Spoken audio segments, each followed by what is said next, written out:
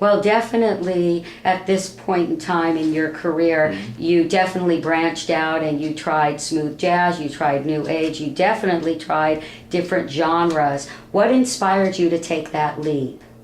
To take the leap to go into different genres. I mean, I've never seen myself as an artist who's really in any genre per se. I mean, the closest thing you could say would be to say contemporary jazz. I never really fit into the smooth thing. We had some songs that went down that route, but never were fully accepted in that realm as far as radio goes. But I think, I really got back to my roots in like 1998. I went through like a 6-month period which was tougher, just kind of a little disenchanted, wondering what I wanted to do, and I realized you just gotta stay true to yourself artistically. And what is truly me is to just write the music that is. And if something comes out funky and catchy and kind of radio-ish, then it does, and if something's epic and world and whatever, then that's what it is. You just gotta stay true to your muse. Well, this CD also was your launching point into the smooth jazz genre. Not Tizer Live. You mean Diversify or Golden Soul? Actually, yeah. Originally that. Golden Soul was the first one. The Golden Soul was the one that really. There was like 2 commercial tunes on that record, and the rest of it's pretty eclectic. You know what I mean? But it really launched you into your career. Yeah. And what drew you to the smooth jazz genre?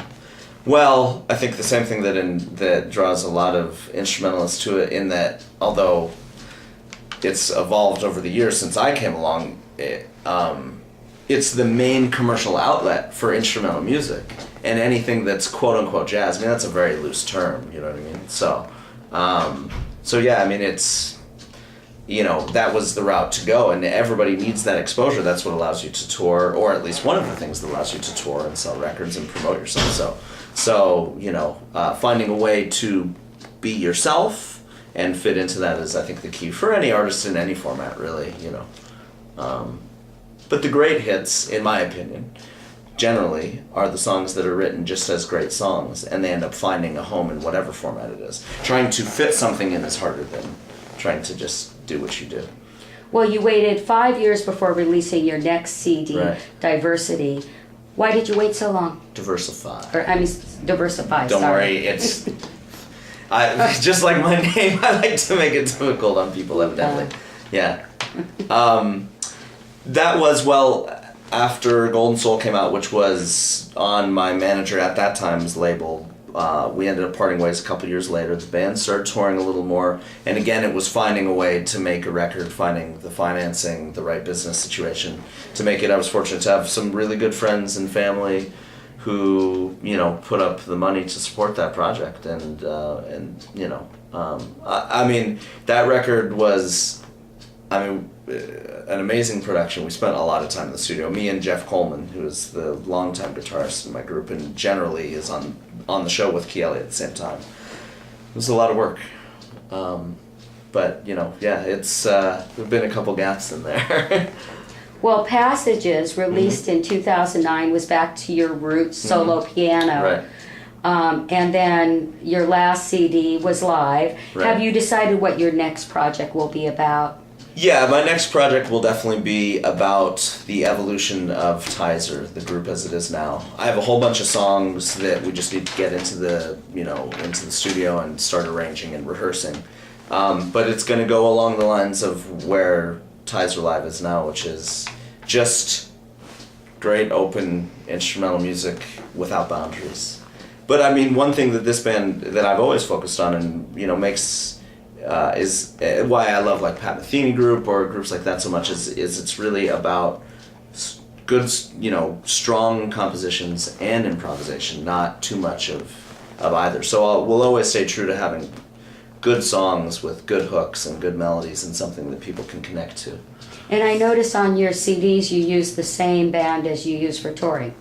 Yes, yeah. And I'll continue to do that, yeah. I mean, especially now, the band as it is now, it's really an all-worlds band. I mean, we have these great influences. Raul Pineda on drums, he's from Cuba. Rufus Philpott from London on bass, also Andre Manga from Cameroon on bass. They both are, equal members of the band. So that legitimizes the world aspect of it. And yeah, I mean, what we do live is, when we do the next record, it's going to be live in the studio. It'll be different than a live record because that always is, but we're got to capture the energy. That's the nexus of this whole project is what we do live and the connection that we make with the audience. Well, you also have a violinist. Would you talk about her a little? The lovely and talented Miss Karen Briggs. I've known Karen for about 9 years or 10 years now. I actually met her through a referral from a well-known percussionist in LA named Kevin McCard. And I just showed up at her house to drop off charts and music, because she was going to do the album release parties for Golden Soul. And she opened the door, and I'm like, I know you. I never knew her by name, but I recognized her from Yanni. That was obviously, a big exposure for her, although she's done all kinds of amazing things with amazing artists, Stanley Clarke, Chaka Khan, a long list. So, we did some shows then, and then she moved to the East Coast, and she came back a few years ago, and really in the last 2 or 3 years, we've been doing a lot of dates, and I think it's a really unique thing in this kind of music. I think the violin color, sonically, is really fresh, and Karen plays, amazing, as you'll see tonight. Yeah. You've probably seen her before, but... On a personal note, what other interests in life do you have besides music? What other interests? Maybe I'm not as well-rounded as I should be. I love traveling, which is kind of part of music, and that's one of the exciting things that's happened in the last year or so, starting to do some international shows. We went to South Africa, Dubai, Barbados, Jakarta, Indonesia.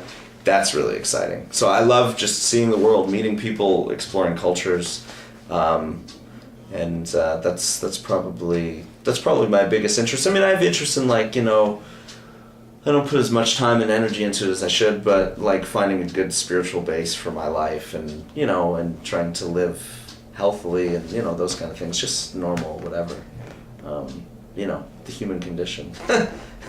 So. And is there a special someone in your life? I've been dating someone for a little while now, but I'm not married and no kids and never have been, so maybe down the road. Would you like to have kids someday? Yeah, I think so. I never knew until I saw my sister have my nephew, and I've watched him grow up. He's like 8 now, and I was around him a lot as a baby. I was the baby, so I was never around kids growing up. So yeah, I think, you never know what the future holds, but yeah, I think sometime. Not for a while, though. Got a lot of touring to do. Any exciting things happening that you'd like to share with us? Wow, this summer's been great. Touring this month is 10 dates this month. We've been all over the country, most of them not in California. So it's really exciting. The band's got a lot of momentum. We're making a lot of noise and buzz, and just got to keep doing that. We got some really cool stuff coming up down the road, and obviously doing a new studio record, hopefully towards the end of this year, the beginning of next year. That would be a major goal. Well, thank you. We look forward to seeing you out on the road, and we wish you a long and prosperous career. Thank you so much, and good questions. Oh, thank you. Yeah.